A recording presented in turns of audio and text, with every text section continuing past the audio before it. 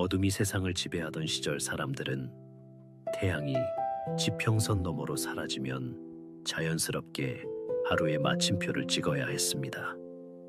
희미한 호롱불이나 촛불 아래에서 겨우 서로의 얼굴을 확인하던 그 투박한 계절에 인류의 밤을 영원히 바꿔놓을 한 아이가 태어났습니다.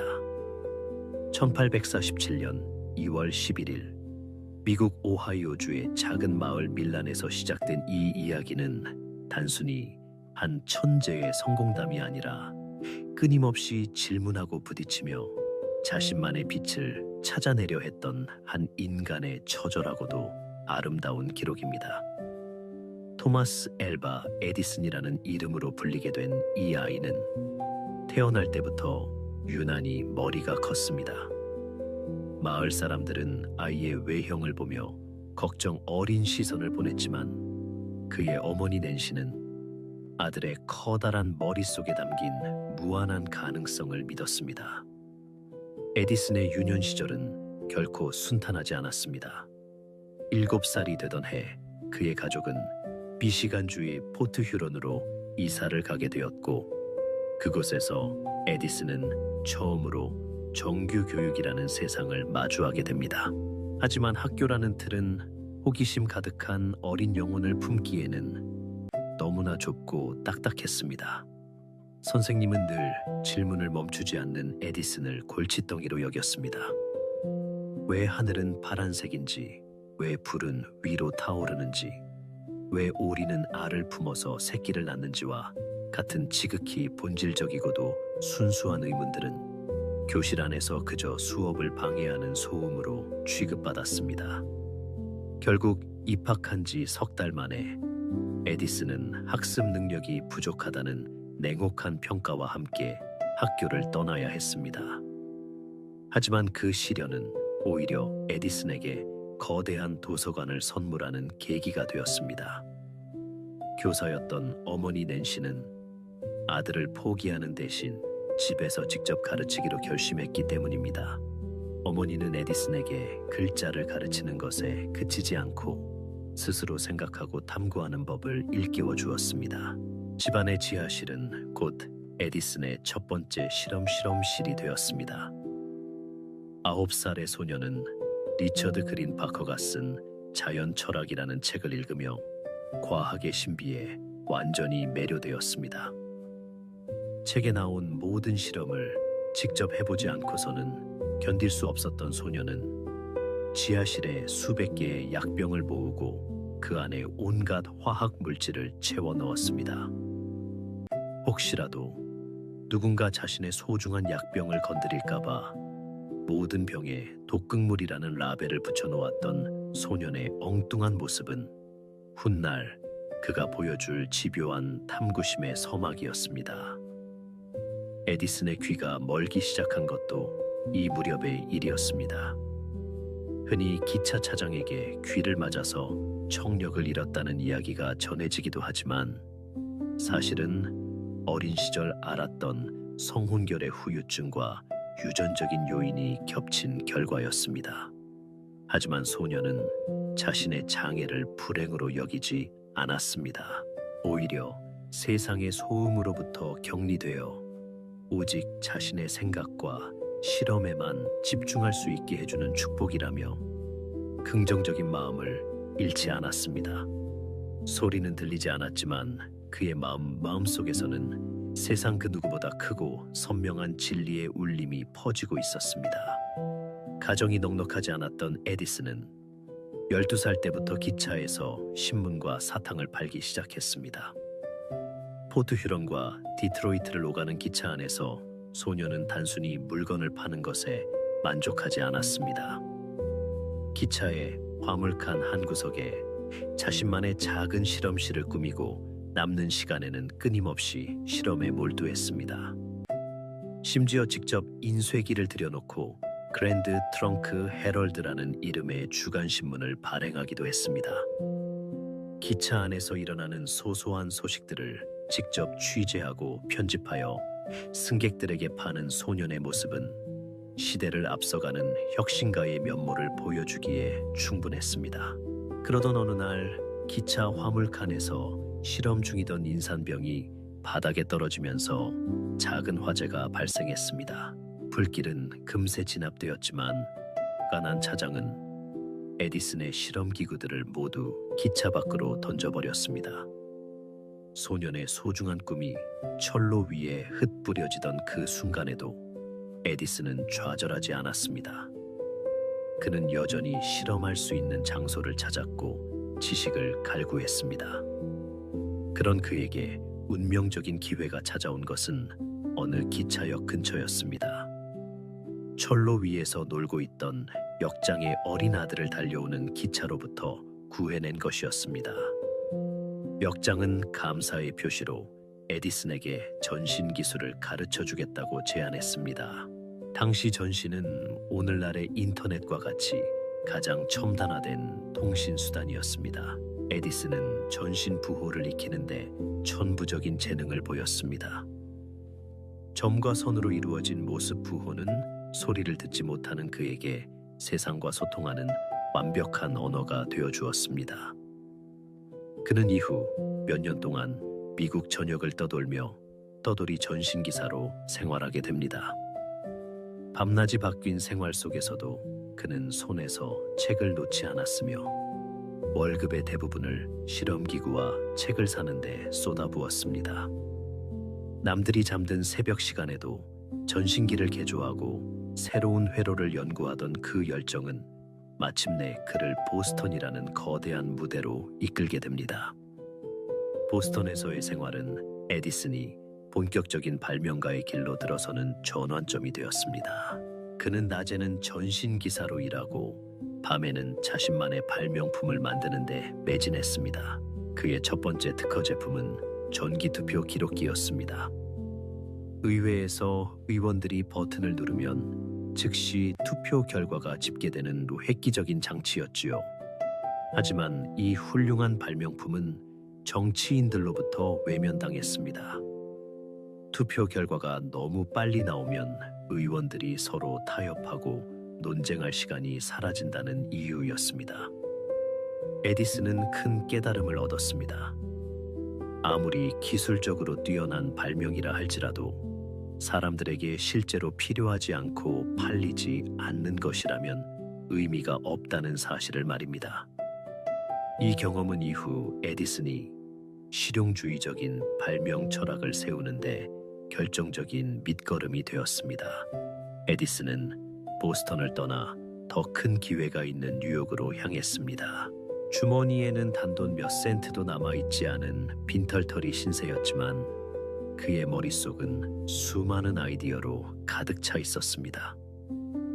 뉴욕에 도착한 지 얼마 지나지 않아 그는 우연히 한 주식 시세 표식이 회사의 기계가 고장난 것을 발견하게 됩니다. 모두가 당황하며 수리하지 못하고 있을 때 에디슨은 단숨에 기계를 고쳐냈습니다. 이를 눈여겨본 회사는 그에게 높은 연봉을 제안하며 채용했고 에디슨은 그곳에서 일하며 주식 시세 표시기를 획기적으로 개선한 발명품을 내놓았습니다. 이 발명의 대가로 그가 받은 금액은 무려 4만 달러였습니다. 당시로서는 상상도 할 수 없는 거액을 손에 쥐게 된 에디슨은 이제 비로소 자신이 꿈꾸던 발명 공장을 세울 준비를 마칩니다. 1876년 에디슨은 뉴저지주의 맨로파크에 세계 최초의 산업연구소라고 불릴 만한 거대한 실험실을 세웠습니다. 이곳에서 그는 단순히 혼자 발명하는 것을 넘어 다양한 분야의 전문가들을 모아 조직적으로 연구를 진행했습니다. 사람들은 그를 멜로파크의 마법사라고 부르기 시작했습니다. 하지만 그가 부리는 마법의 실체는 화려한 주문이 아니라 수천 번의 실패와 수만 시간의 노력이 응축된 땀방울이었습니다. 그는 늘 말했습니다. 천재란 1%의 영감과 99%의 노력으로 만들어지는 것이라고 말이지요. 이 시기에 탄생한 수많은 발명품 중에서도 전 세계를 가장 놀라게 한 것은 소리를 기록하고 재생하는 기계인 축음기였습니다. 어느 날 에디슨은 전신기의 수신음을 연구하다가 진동판의 떨림이 금속 바늘을 통해 기록될 수 있다는 사실을 발견했습니다. 그는 즉시 원통형의 장치를 만들고 그 위에 주석 박을 입힌 뒤 조심스럽게 노래를 불렀습니다. 메리에게는 작은 양이 한 마리 있었네 라는 짧은 가사가 녹음된 뒤 바늘을 다시 처음으로 돌렸을 때 기계에서는 에디슨의 목소리가 흘러나왔습니다. 소리가 박제되어 다시 살아나는 기적 같은 순간에 실험실에 있던 연구원들은 모두 숨을 죽였습니다. 사람들은 기계가 말을 한다는 사실에 경악했고 에디슨의 이름은 전 세계적으로 유명해지기 시작했습니다. 하지만 에디슨은 여기서 멈추지 않았습니다. 그의 시선은 이제 인류의 가장 오래된 숙제인 어둠을 정복하는 곳으로 향하고 있었습니다. 추금기의 성공으로 세상은 에디슨을 위대한 발명가로 칭송하기 시작했지만 그의 마음 한구석에는 여전히 해결되지 않은 갈망이 남아 있었습니다. 그것은 바로 밤을 낮처럼 밝히는 인공의 태양을 만드는 일이었습니다. 당시의 밤은 가스 등의 매캐한 냄새와 흔들리는 불빛이 지배하고 있었습니다. 사람들은 더 깨끗하고 안전하며 변치 않는 빛을 원했습니다. 에디슨은 이 불가능해 보이는 과제에 자신의 모든 열정과 자원을 쏟아붓기로 결심합니다. 정우를 만드는 과정은 그야말로 인내와 끈기의 연속이었습니다. 에디슨은 빛을 내있으면서도 타버리지 않는 적절한 필라멘트, 재료를 찾기 위해 전 세계를 뒤졌습니다. 플래티넘과 같은 귀금속부터 머리카락 낚싯줄 종이, 심지어는 동료의 턱수염에 이르기까지 손에 잡히는 모든 재료를 태우고 탄화시키며 실험에 매진했습니다. 6,000번이 넘는 실패가 거듭될 때마다 주변 사람들은 이제 그만 포기하라며 고개를 저었습니다. 하지만 에디슨은 단 한 번도 그것을 실패라고 생각하지 않았습니다. 그는 단지 전구가 작동하지 않는 6,000가지의 이유를 찾아냈을 뿐이라며 오히려 자신감을 보였습니다. 1879년에 가을이 깊어가던 10월의 어느 날이었습니다. 에디슨과 그의 연구원들은 무려 40시간 동안 잠도 자지 못한 채 실험실을 지키고 있었습니다. 이번에 시험해볼 재료는 무명실을 태워 만든 탄소 필라멘트였습니다. 조심스럽게 유리구 안에 공기를 빼내고 전류를 흘려보내자 기적 같은 일이 일어났습니다. 희미하게 시작된 붉은 빛이 점차 밝아지더니 이내 아름답고 영롱한 황금빛으로 실험실 안을 가득 채웠습니다. 그 불빛은 꺼지지 않고 무려 45시간 동안이나 세상을 밝혔습니다. 인류가 처음으로 어둠을 지배하게 된 역사적인 순간이었습니다. 에디슨은 여기서 만족하지 않았습니다. 그는 더 오래가고 더 경제적인 전구를 만들기 위해 다시 탐구를 시작했습니다. 전 세계의 사람들을 보내 가장 질긴 섬유를 찾게 했고 마침내 일본의 교토 인근에서 자라는 대나무가 최적의 재료라는 사실을 발견했습니다. 이 대나무 필라멘트를 사용한 정우는 무려 1200시간 동안이나 빛을 내뿜었습니다. 이제 정우는 단순한 발명품을 넘어 실생활에 보급될 수 있는 혁신적인 제품이 되었습니다. 에디슨의 꿈은 단지 전구 하나를 파는 것이 아니라 도시 전체에 빛의 네트워크를 구축하는 것이었습니다. 그는 뉴욕의 펄 스트리트에 세계 최초의 중앙 발전소를 건설했습니다. 거대한 발전기가 돌아가며 전기를 생산하고 땅 밑으로 연결된 전선을 통해 각 가정과 사무실로 에너지가 전달되는 모습은 당시 사람들에게 마법 그 자체였습니다. 1882년 9월 4일 오후 3시경 에디슨이 스위치를 올리자 뉴욕 시내의 수백 개 전등이 일제히 불을 밝혔습니다. 그림자가 걷히고 밤의 장막이 걷히는 그 광경을 지켜보며 사람들은 환호했습니다. 하지만 성공의 뒷면에는 치열한 갈등과 도전도 기다리고 있었습니다. 전기에 대한 수요가 폭발적으로 늘어나면서 에디슨이 고집하던 직류 방식과 젊은 천재 니콜라 테슬라가 주장하던 교류 방식 사이에 이른바 전류 전쟁이 시작된 것입니다. 에디슨은 자신이 구축한 직류 시스템의 안전성을 믿었기에 교류의 위험성을 알리기 위해 백방으로 노력했습니다.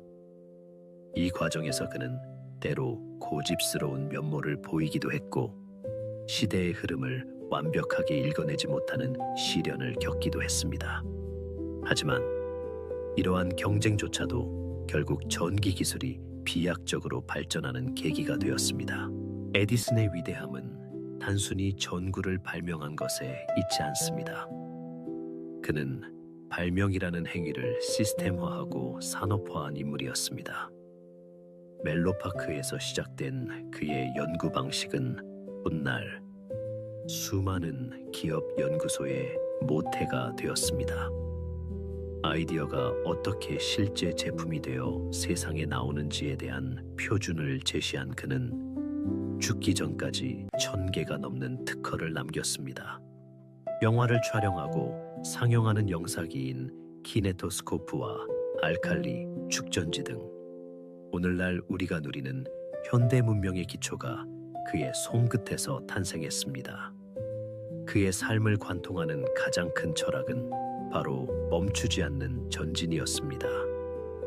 에디슨은 나이가 들어 귀가 거의 들리지 않고 기력이 쇠해진 순간에도 매일 실험실로 출근했습니다.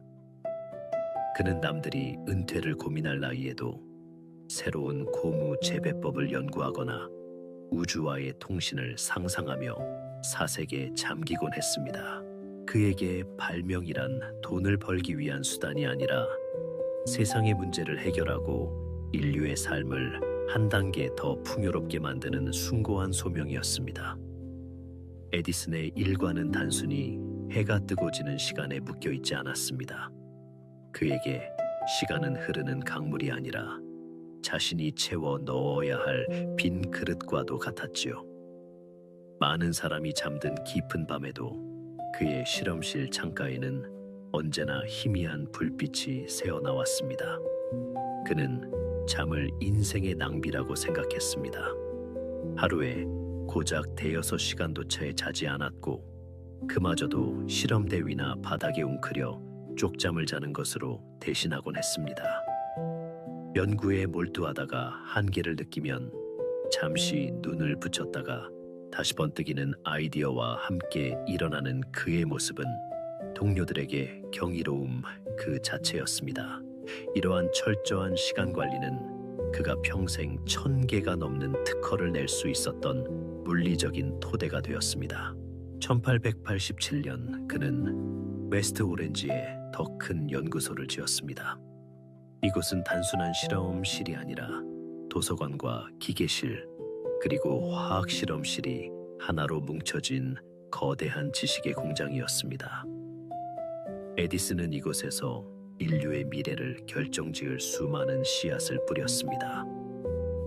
그중 하나가 바로 영화의 시작이었습니다. 그는 죽음기가 소리를 기록하듯 눈으로 보는 세상을 기록하고 싶어 했습니다. 그렇게 탄생한 키네토스코프는 비록 한 번에 한 사람만 구멍을 통해 영상을 볼 수 있는 형태였지만 그것은 훗날 전 세계 수십억 명을 열광케 할 거대한 영화 산업의 첫걸음이 되었습니다. 소리에 생명을 불어넣었던 그가 이제는 정지된 시간에 숨결을 불어넣어 움직이게 만든 것입니다. 중년의 에디슨은 자동차 왕 헨리 포드와 각별한 우정을 나누었습니다. 포드는 젊은 시절 에디슨 밑에서 일하며 꿈을 키웠습니다. 두 사람은 매년 여름이면 베가본드라는 이름의 캠핑 여행을 떠나곤 했습니다. 화려한 도심을 벗어나 산과 들을 누비며 모닥불 앞에 앉아 밤새도록 우주와 자연 그리고 인간의 본성에 대해 토론하던 그들의 모습은 위대한 거장들이 나눈 가장 순수하고도 뜨거운 교감의 시간이었습니다. 에디슨은 자연 속에서도 언제나 발명가였습니다. 그의 연구실 한쪽 벽에는 인간은 생각하는 수고를 피하기 위해 어떠한 수단도 마다하지 않는 존재라는 문구가 적혀 있었습니다. 그는 사람들이 본질에 다가가는 과정을 두려워하는 것을 안타까워하며 뇌를 극한까지 사용하고 손발을 끊임없이 움직여서 얻어내는 정직한 노동의 가치를 평생에 걸쳐 증명했습니다. 그가 보여준 집념은 현대 사회의 창의성 교육에도 커다란 영감을 주었습니다. 에디슨의 일생을 관통하는 가장 눈부신 가치는 포기하지 않는 마음의 근육일 것입니다. 사람들은 흔히 성공한 사람의 화려한 조명만을 보지만 에디슨은 그 조명이 켜지기 위해 필요한 수만 번의 배선 작업과 절연의 고통을 사랑했습니다. 그는 자신이 발명한 전구 아래에서 책을 읽는 아이들의 눈망울을 상상하며 고된 노동을 견뎌냈고 죽음기에서 흘러나오는 노래를 들으며 즐거워할 이웃들의 미소를 보며 힘을 얻었습니다. 그의 발명품들은 차가운 금속과 유리의 조합이었지만 그 속에 담긴 그의 마음은 누구보다 따뜻하고 인간적이었습니다. 밤이 되어도 꺼지지 않는 도시의 불빛 속에 그의 영혼이 깃들어 있습니다. 에디슨의 일상을 지탱하던 습관 중 하나는 토막잠이었습니다. 실험실 한 구석에 놓인 낡은 간이 침대에 누워 양손에 금속 구슬을 쥐고 잠들었다가 구슬이 바닥에 떨어지는 소리에 깨어나 몽롱한 영감을 즉시 기록하던 그의 모습은 찰나의 순간조차 놓치지 않으려는 집요함의 결정체였습니다. 음식에 대해서도 절제된 생활을 유지하며 평생 소식을 실천했습니다. 조수들을 채용할 때 수프에 소금을 먼저 치는지 지켜보는 시험을 통해 편견 없는 탐구자를 선별했던 일화는 그가 지식보다 태도를 중시했음을 보여줍니다. 소리가 들리지 않는 장애를 오히려 축복으로 여기며 기계의 진동을 뼈로 느끼며 소리의 질감을 판별했던 그의 처절한 노력은 단절된 세상과 다시 연결되기 위한 아름다운 시도였습니다. 에디슨의 발명은 이제 디지털이라는 새로운 옷을 입고 우리 곁에 머물고 있습니다. 1884년 에디슨의 연구소에는 니콜라 테슬라라는 젊은 천재가 찾아왔습니다. 두 거인의 만남은 전류전쟁이라는 거대한 폭풍을 일으켰습니다. 에디슨은 직류를 고집했고 테슬라는 교류의 우수성을 확신했습니다. 비록 교류가 표준이 되었지만 에디슨은 이 경쟁을 통해 발명을 산업화하는 기업가로서의 면모를 다졌고 오늘날의 제너럴 일렉트릭을 탄생시켰습니다. 이후 그는 철광석 선광 사업에 처참한 실패를 겪기도 했지만 전 재산을 잃고도 우리에게는 명석한 두뇌가 남아있다며 웃어 넘겼습니다. 1914년 연구소에 발생한 대화재 앞에서도 지금까지의 모든 실수가 타버렸으니 얼마나 다행인가라며 폐허 위에서 다시 일어선 그의 회복 탄력성은 에디슨의 가장 위대한 재능이었습니다. 에디슨의 연구소 웨스트 오렌지 한복판에 세워진 블랙 마리아 스튜디오는 시각의 혁명을 이끌었습니다. 소리를 기록하는 데 성공한 그는 이제 빛과 움직임을 기록하며 영화라는 새로운 예술을 잉태했습니다. 말년에는 천연고무를 대체할 식물 연구에 매진하며 미역추이라는 들풀에서 고무 성분을 찾아냈습니다. 80이 넘은 나이에도 돋보기를 들고 식물의 인맥을 살피던 그의 모습은 기술이란 결국 인류에 대한 사랑의 실천임을 증명했습니다. 1931년 10월 18일 그는 저 건너편은 참 아름답구나 라는 마지막 말을 남기고 고요히 숨을 거두었습니다. 그가 떠난 밤 미국 전역에 전등이 꺼졌을 때 사람들은 그가 선물한 빛의 소중함을 뼈저리게 느꼈습니다. 에디슨이 남긴 1000개가 넘는 특허는 인간의 의지가 불가능을 어떻게 극복할 수 있는지에 대한 장엄한 서사시입니다. 그는 천재란 1%의 영감과 99%의 노력으로 만들어진다고 가르치며 실패를 성공으로 가는 정직한 과정으로 정의했습니다. 에디슨의 지치지 않는 열정과 보이지 않는 가능성을 믿는 신념은 이제 우리 가슴 속에서 꺼지지 않는 등불로 영원히 타오를 것입니다. 당신이 마주한 시련은 당신만을 위한 특별한 데이터가 될 것이며 포기하지 않고 지켜내는 작은 불씨가 세상을 밝힐 태양이 될 것입니다. 에디슨의 이야기는 여기서 마무리되지만 그가 남긴 도전의 정신은 이제 당신의 삶 속에서 새로운 빛으로 다시 시작될 것입니다. 에디슨이 어린 시절 어머니와 나눈 대화들은 그의 영혼을 형성한 가장 깊은 뿌리였습니다. 학교에서 쫓겨나던 날, 어머니는 울고 있는 아들의 손을 꼭 잡으며 네가 남들과 다른 것은 네 머릿속에 세상이 아직 담지 못한 거대한 우주가 있기 때문이라고 말해 주었습니다.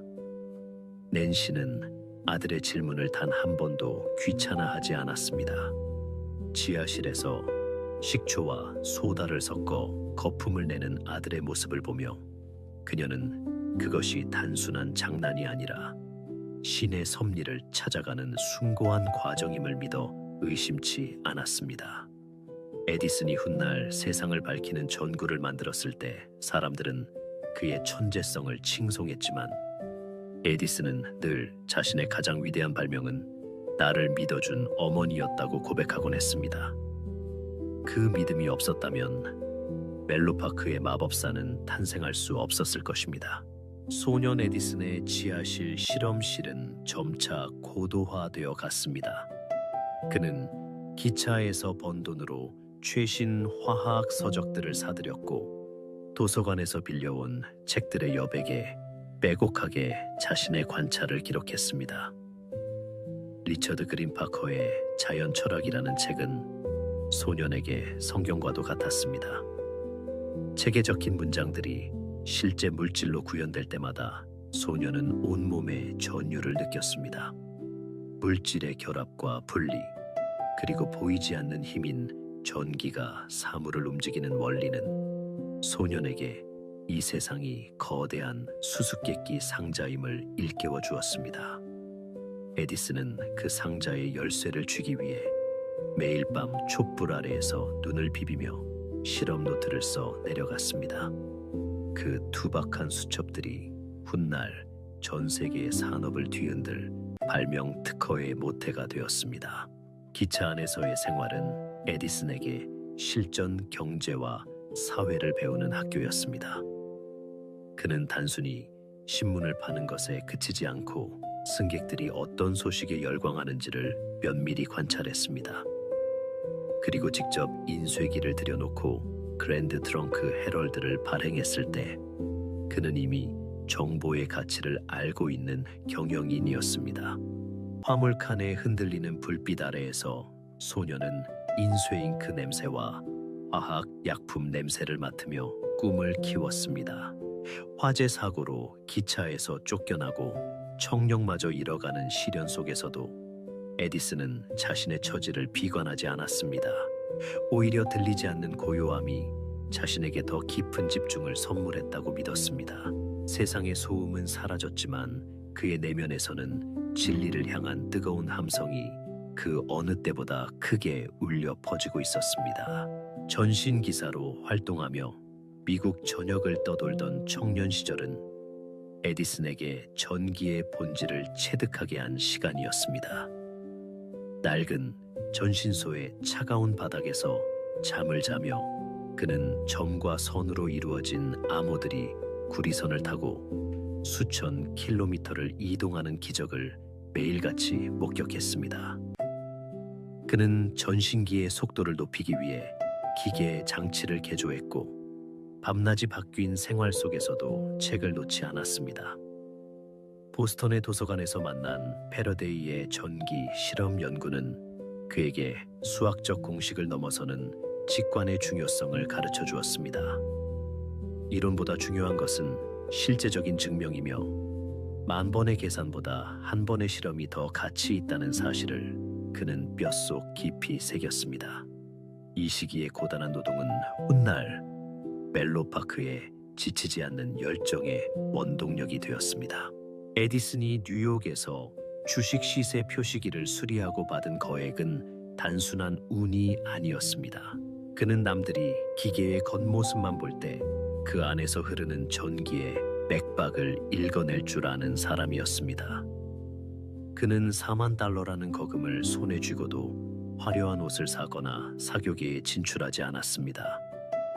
대신 그는 뉴저지의 낡은 공장을 사들이고 더 정밀한 기계와 더 많은 화학약품을 채워 넣었습니다. 그에게 돈은 오직 발명을 계속하기 위한 에너지원에 불과했습니다. 그는 자신과 같은 꿈을 꾸는 사람들을 모아 산업연구소라는 전무후무한 조직을 만들었습니다. 이는 개별적인 천재의 영감에 의존하던 발명의 시대를 끝내고 집단지성과 시스템이 문명을 이끄는 새로운 시대의 서막을 알리는 사건이었습니다. 멘로파크에서의 하루는 1년과 같은 밀도를 지니고 있었습니다. 에디슨은 연구원들에게 높은 연봉보다 인류의 역사를 바꿀 수 있다는 자부심을 심어주었습니다. 그들은 빵 조각을 씹으며 정우의 유리관을 불었고 서로의 눈이 충혈될 때까지 전압을 측정했습니다. 에디슨은 가장 늦게 잠들고 가장 먼저 깨어나는 리더였습니다. 실험실 한복판에 놓인 오르간에서 흘러나오는 서투른 연주 소리는 지친 연구원들의 영혼을 달래주는 유일한 휴식이었습니다. 그들은 마법사의 주문에 걸린 것처럼 실패를 두려워하지 않고 다시 일어섰습니다. 6,000번의 실패가 쌓여가는 동안 멜로파크의 흙바닥 위에는 인내라는 이름의 단단한 주춧돌이 놓이고 있었습니다. 정구의 탄생은 단순히 어둠을 밝힌 사건이 아니라 인류의 생활 양식을 근본적으로 재편한 혁명이었습니다. 에디슨은 탄소 필라멘트가 황금빛으로 타오르는 것을 보며 그것이 곧 전 세계의 공장을 돌리고 거리를 안전하게 만들며 가정에 따스한 온기를 전할 것임을 확신했습니다. 그는 전구의 대량 생산을 위해 전용 공장을 세우고 전선을 땅 밑으로 매설하는 거대한 도시 설계를 시작했습니다.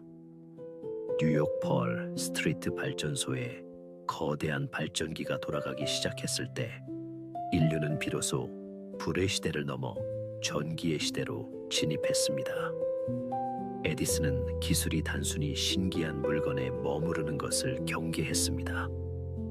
그것은 반드시 사람들의 삶을 이롭게 하는 경제적인 가치를 지녀야 한다는 것이 그의 확고한 신념이었습니다. 니콜라 테슬라와의 갈등은 에디슨에게도 뼈아픈 시련이었습니다.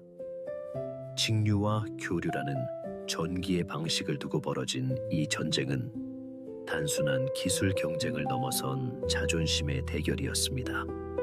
에디슨은 자신이 구축한 직류 왕국을 지키기 위해 때로는 무리한 악수를 두기도 했지만 이는 그만큼 자신이 만든 기술의 안전성에 대한 책임감이 컸기 때문이기도 했습니다.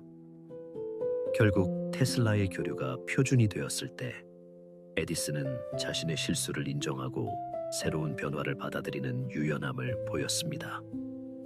그는 과거의 영광에 안주하지 않고 자신의 기업을 거대한 조직으로 통합하여 미래 산업의 기틀을 마련했습니다. 이 전류 전쟁의 패배는 오히려 에디슨을 단순한 발명가에서 시대를 설계하는 기업가로 변모시킨 중요한 계기가 되었습니다. 에디슨의 연구소 웨스트 오렌지에 세워진 블랙 마리아 스튜디오는 인류의 시각적 욕망을 실체화한 공간이었습니다.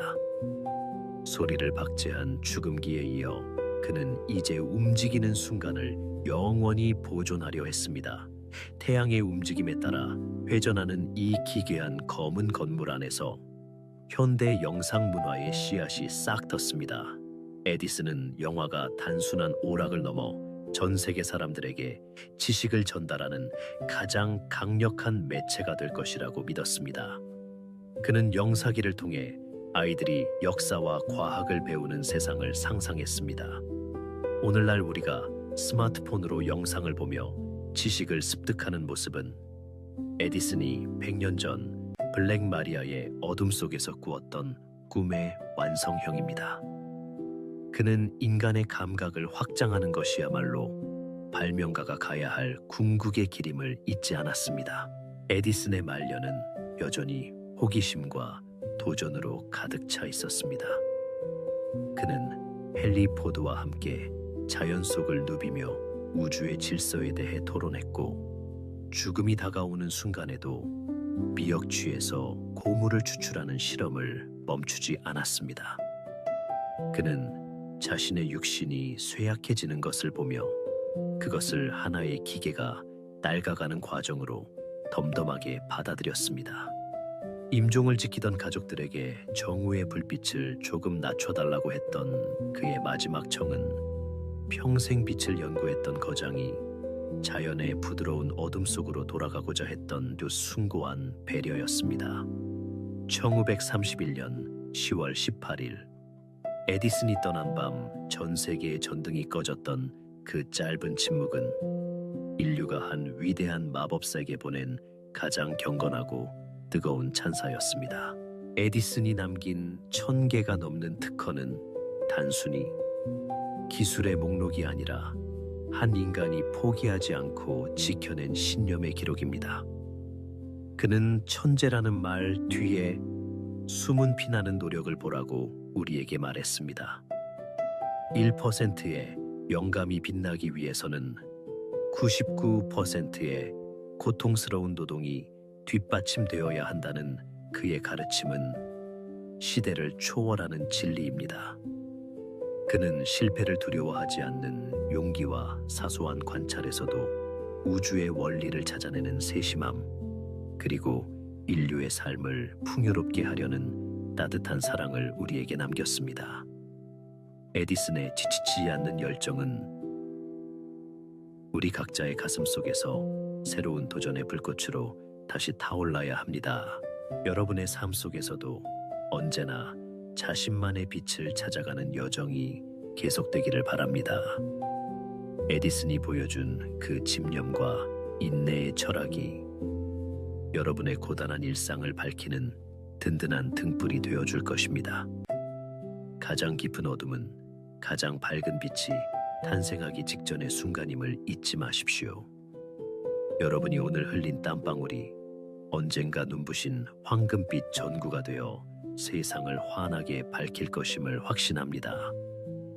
에디슨의 정신이 당신의 모든 도전을 응원하며 당신의 발걸음마다 희망의 축복이 가득하기를 기원합니다. 지금까지 인류의 밤을 영원히 바꿔놓은 빛의 거장 토마스 에디슨의 찬란한 일대기였습니다. 이 방대한 서사에서 에디슨의 핵심 철학인 노력을 강조하면서 그 철학이 여러분의 삶 속에서도 눈부신 전구가 되어 세상을 밝힐 수 있기를 바라며 마무리하겠습니다. 이 대본이 당신의 콘텐츠에 깊은 통찰과 감동을 불어넣기를 진심으로